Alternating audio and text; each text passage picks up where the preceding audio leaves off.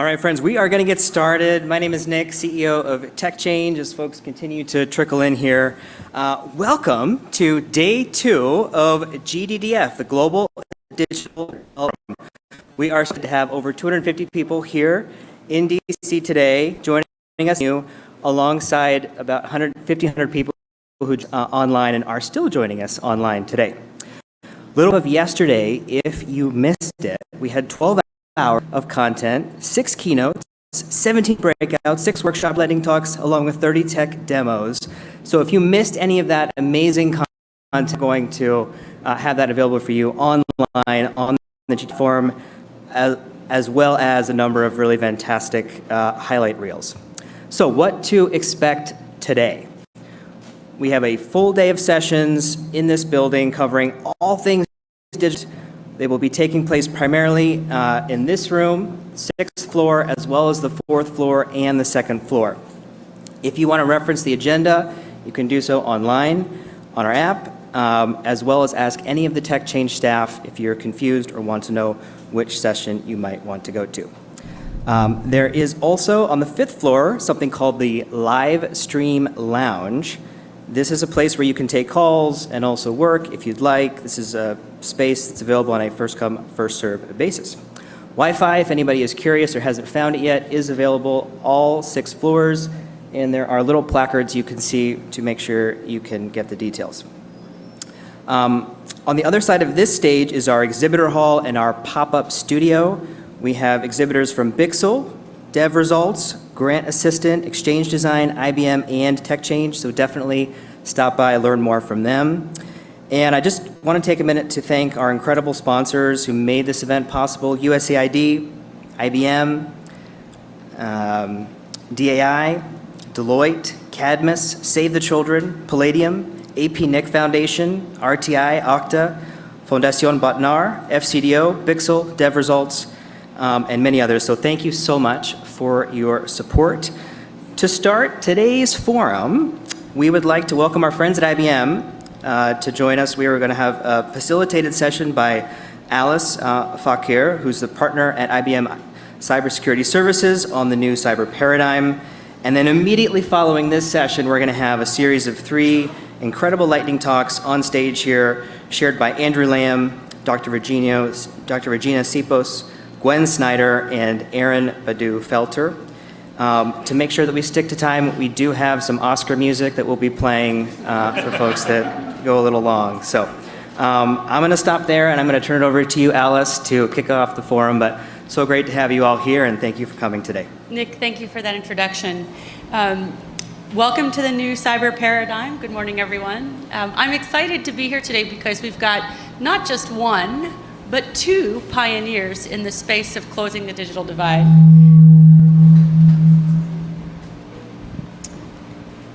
Just to emphasize, 2 pioneers. That was planned. I think we can all agree that emerging economies rely on digital solutions to advance economic growth, improve the livelihood of citizens, and provide and foster innovation. Yet we're seeing a significant rise in cybersecurity attacks, mostly aimed at government organizations, targeted by hacktivists, by nation-state actors, and criminal, crime, I guess you could say just crime rings in general. But in the context of trying to provide capacity building, USAID, and security, I think we're going to provide you with a rich and robust conversation piece. Before we do that, though, I would like to set some context with the individuals that I have here today. So Shawn Powers, Director of Strategy, Program, and Communications in the Department of State, Bureau of Cyberspace and Digital Policy. And we've got Stan Byers to my right here, who leads the USAID Cybersecurity Team across the globe with a focus in Asia at this point. So when we start talking about where to focus and explore innovation further on the cyber aid front, before we jump into some questions, Stan, would you give the audience a little bit of a background on how or why cybersecurity emerged as important to your mission? Sure, thank you, Aaron. I'm sorry, Alice, I was just looked at Aaron. So this is something that's really come up in the last few years about just how important this is for what we do. And I think it came out of the digital strategy that was released, I think, about 3 or 4 years ago now, and was a precursor to the digital policy that the draft was just released and will come out soon. In that digital strategy, there was rightly a focus on how is emerging technologies going to affect development and kind of across all these different sectors. But when we started looking at what about the security aspects of that, there wasn't as much focus on that. And so, to their credit, the folks working on the digital strategy said, let's build that in. Let's make sure that's a core part of what we're doing. And so, I started I came back to USAID. I'd been away for a while. I'd been in the private sector, spent some time out in Silicon Valley, and started working on cybersecurity. And I said, look, we need to think about this from a development perspective. And so we built that into the strategy. We've set up now a small team that I'm leading to work on this across the agency, work with our missions, work with our different bureaus, and work as a part of our engagement with State Department and other parts of government. And so more and more this has become a critical issue. I mean, it started out a question of why is aid even looking at this? This is why we don't do this. And then now we've kind of moved beyond that point to, okay, we know this is important. We need to do it. Now we're trying to figure out how do we build it into our development processes. And so we have missions, more and more requests from missions and from our program, from our implementing partners and others, all saying, look, what we're doing is now all based on digital in some way. Even if it's just like a small local organization that is using their phones and computers and stuff to do their daily work. All that is getting targeted in different ways. And so they're saying we need support on this. The dynamic and the environments that we're working is changing fundamentally. And so we need to now adapt to that so that we can achieve these development objectives. It's fantastic. As we move on to listening to more of what you have to say, I think we'll pull the thread about the policy that you just mentioned. Sure. And Shawn, give us a little bit of background on your role and how you ended up in the seat that you're in. Oh, thank you so much. Thanks for the invitation to be here. I'm actually a recovering academic. So I started out as a professor of comparative media and technology policy. I've always been fascinated with these questions of how nation states govern their information space and they govern technology. At some point in that path, I got a little tired of teaching graduate students that didn't always want to be there. And so I joined the State Department in 2016 to lead the Advisory Commission on Public Diplomacy. And from there, went on to be the Chief Strategy Officer at the U.S. Agency for Global Media, where I could get my hands dirty, so to speak, on implementing programs around the world to promote access to information and free and independent journalism. When Secretary Blinken in 2022 announced the creation of my bureau, the Bureau on Cyberspace and Digital Policy, my ears really perked up because it was literally the creation of an institution that I had been studying and teaching and researching and then eventually working on for my entire career. So I raised my hand and said I would like to work there. Unfortunately, they invited me to come help build the bureau. I started with a team of 4. We're now north of 22 and growing as I manage all of our foreign assistance programs, our strategic planning, and our communications.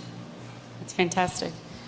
So Stan, tell us a little bit about how things are different today. USAID has got a long history in providing humanitarian aid, but what's different today about the kind of aid we're providing?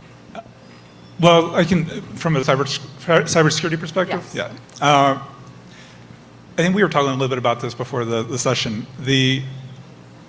20 years ago when we did aid, and when I started with USAID back in 2003, in many of the countries where we worked, it was actually very difficult to find any kind of real data that you could use, anything you could rely on. And so we did like paper surveys and all these kinds of things to try and get out just a little bit of data. Now almost all the environments that we work in are just awash in data. There's data everywhere because more and more people are connected, are using their phones. Most people in the world connect to the internet over their phones. And then there's a big exhaust of data that comes off that every day from all of our phones are the same way. And now it becomes a question, that completely changes the environments in which we operate because it becomes a question of who controls that data, who has access to it, how is it used, how does it affect economics, social dynamics, political issues, power dynamics. All these things are now changing because of that shift. And so as we now are building more things on top of that network, we have to now think about all that. And so we have to say, you see all these countries, and the countries we work with that are moving towards this. They're building, they have smart city initiatives. They're digitizing their health records. Most of these countries have a very big youth population, and they're getting their news from social media. It's a different dynamic than conventional media that it was 20 years ago. And so how people communicate, what they learn, what they think, how they get access to public services, how they build companies, how they engage with government, all of that's changing at a very, very rapid pace. And unfortunately, right now, in a lot of places, it's very insecure. And so these systems are getting increasingly attacked for financial reasons, for cybercrime, and for other APT and nation-state attacks in some ways. But it's kind of across the board. And then increasingly locally, you're seeing small groups of particularly savvy young youth that are seeing the opportunities here and starting to build their capabilities, and you're seeing more, it's proliferating and diversifying the threat environment. So you bring up an interesting point around the fact that, you cannot move towards a path of IT modernization without considering the impact cybersecurity would have on it. And with that, I think it lends itself to asking you, Shawn, more about this new international cyberspace and digital policy strategy that was recently released by the Department of State. Yeah, sure, thanks. I think I'll take a step back and talk a little bit about the theory of the case for the Bureau and then connect that to the strategy. So the Bureau on Cyberspace and Digital Policy, CDP for short, much easier, pulls together 3 different strands that we think are really essential to having a safe, secure, prosperous global digital transformation. We talked about cybersecurity just now. That's obviously one core pillar. We think cybersecurity needs to be built in by design across the tech stack at the outset and across every issue set.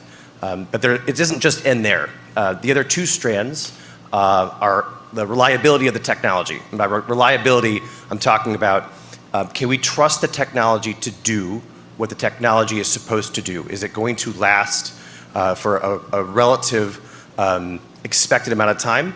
And is it built by folks that know what they're doing and use the right standards and code and governance mechanisms to make sure that that technology is something that we can rely on, that our data that's flowing through that technology is not being siphoned off in places and locations that threaten my privacy, the intellectual property of the folks I'm working for, or the national security of the government that I work for.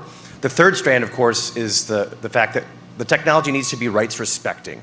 Quite frankly, there are different operating systems when it comes to how the world sees the use of technology, and we need to make sure that the operating system that prevails is one that protects our freedom of expression, protects our right to access free markets, and protects democratic values. And so the CDP pulls those 3 threads together and says our technology policy needs to reflect these 3 different equities equally and in a balanced way. The strategy that you asked about was released by Secretary Blinken in early May on the stage of the RSA Cybersecurity Conference. And it's actually not just the State Department strategy, it's the US strategy on cyberspace and digital policy. Congress asked CDP to write this on behalf of the US government in an effort to really codify the theory of the case of the Bureau as part of the US government's approach to technology diplomacy writ large. And so it's a reflection of the substantial work that USAID does in this space, that Commerce does in this space, that a range of interagency actors do in this space to really reflect how the US government sees our digital transformation moving forward. There are 3 concepts at the core of the strategy that I'll quickly reference here today. The first one is we need to lead with an affirmative vision for our technological future. The headlines, if we focus on the news when it comes to technology, often talk about ransomware, cybersecurity threats, disinformation. Those are all real concerns that we spend our days working on addressing all around the world. But we can't lose sight of the fact that technology fundamentally is making our lives better, easier, more productive, and happier. Assuming we can get the guardrails right, technology is a force for good in the world, and we need to articulate that everywhere we are to remind folks that once we address the risks and once we're cognizant of the risks involved, we really do need to leverage these tools for the collective betterment of our societies. The second concept in the strategy is this idea of digital solidarity.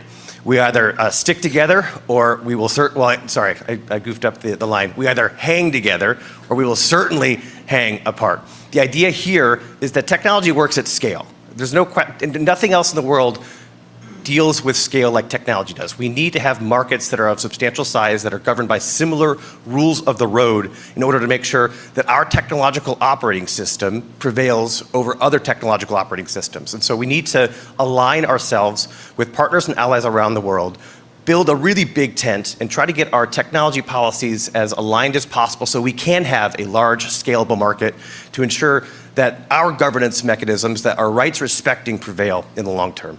The third concept is we need to think about these issues not just in the context of cybersecurity, not just in the context of subsea cables, but across the ICT ecosystem, across the technology stack. We can't just look at one layer of this. If we have cybersecurity at the surface of our mobile networks, for example, but those mobile networks are not actually built with secure technology, we're done. So we need to look across the technology stack when we think about leading on technology diplomacy. I love the term that you use, digital solidarity.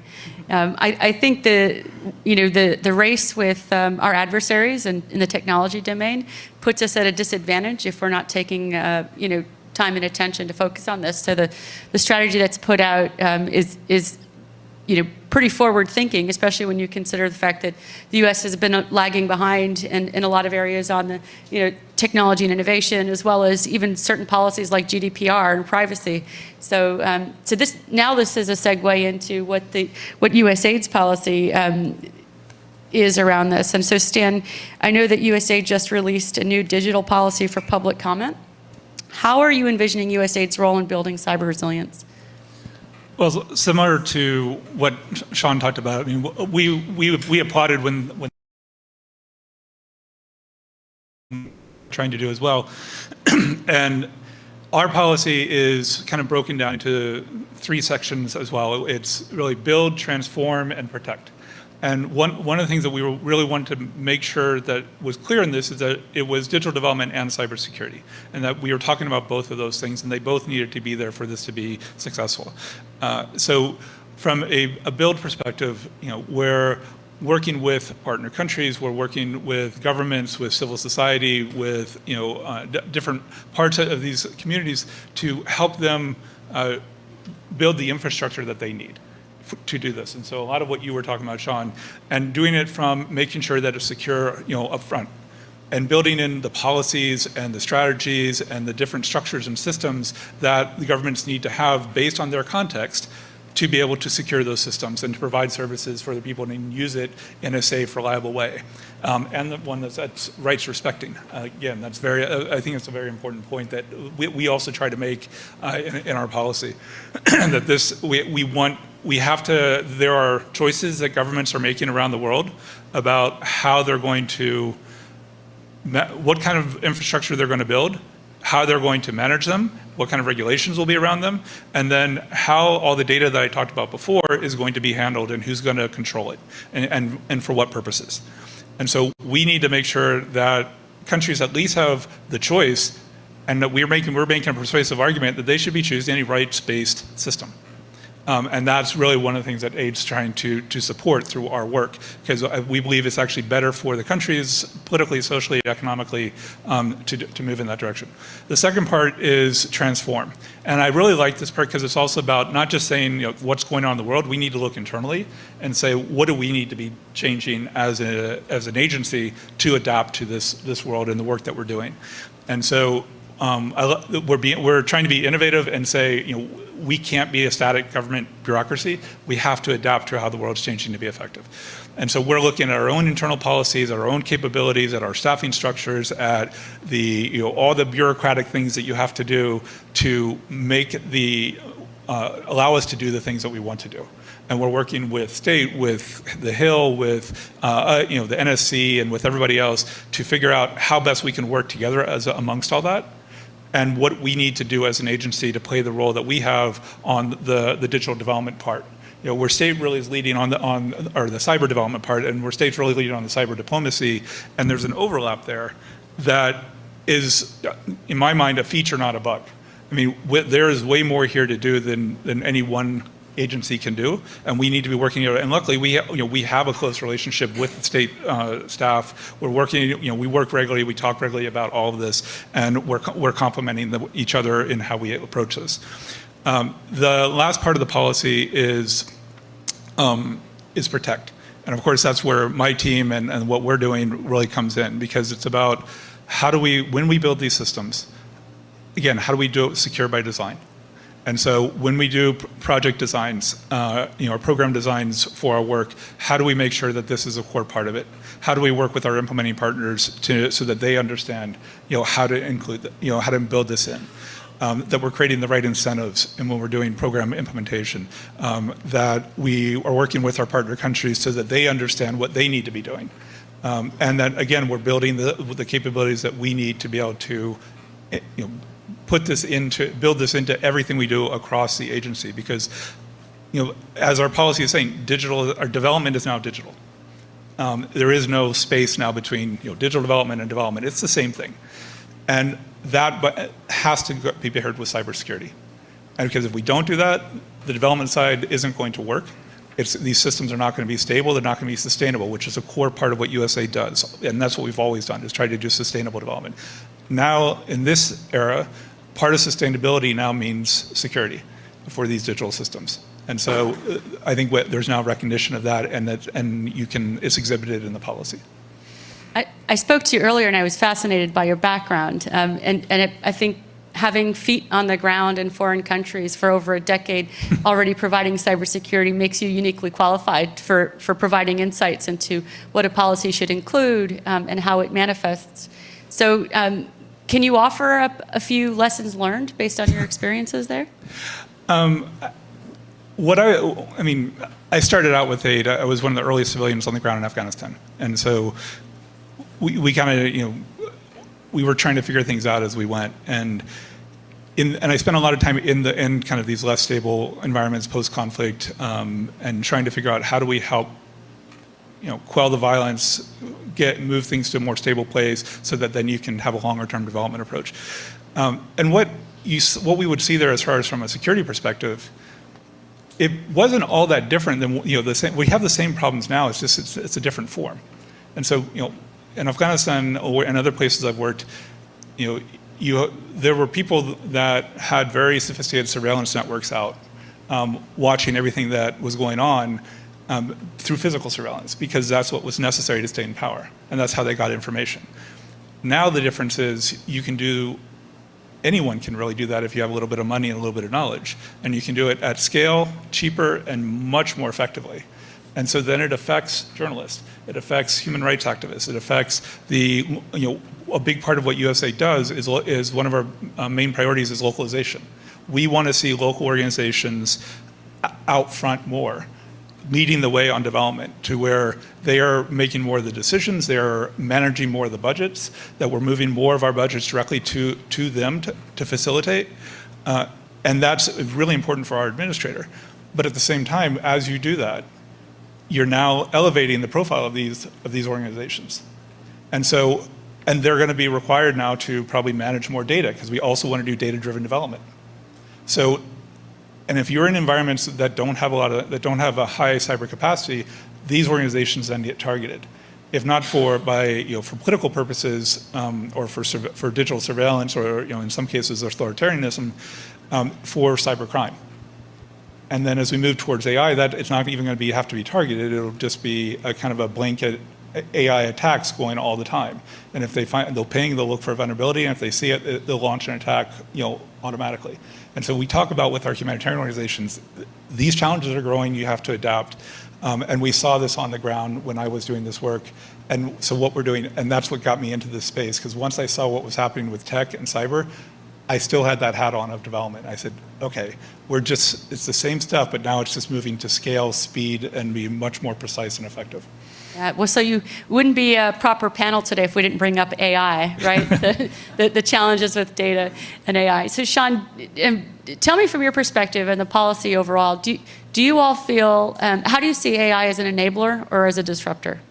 Yeah, sure. Thanks. Obviously, AI is a generation-changing technology tool.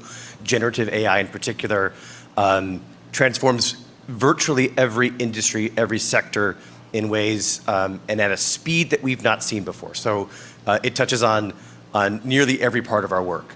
Obviously, I think from our perspective, it does go back to a governance question.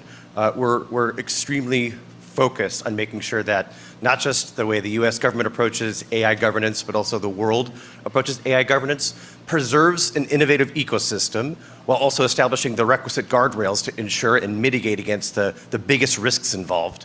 I think we're very concerned about knee-jerk reactions and potential overregulation of AI, which could really slow the development of AI cybersecurity tools and really put us at a disadvantage when it comes to protecting ourselves, our allies, and our partners around the world against more sophisticated AI-driven attacks from countries that have no regulations about AI whatsoever.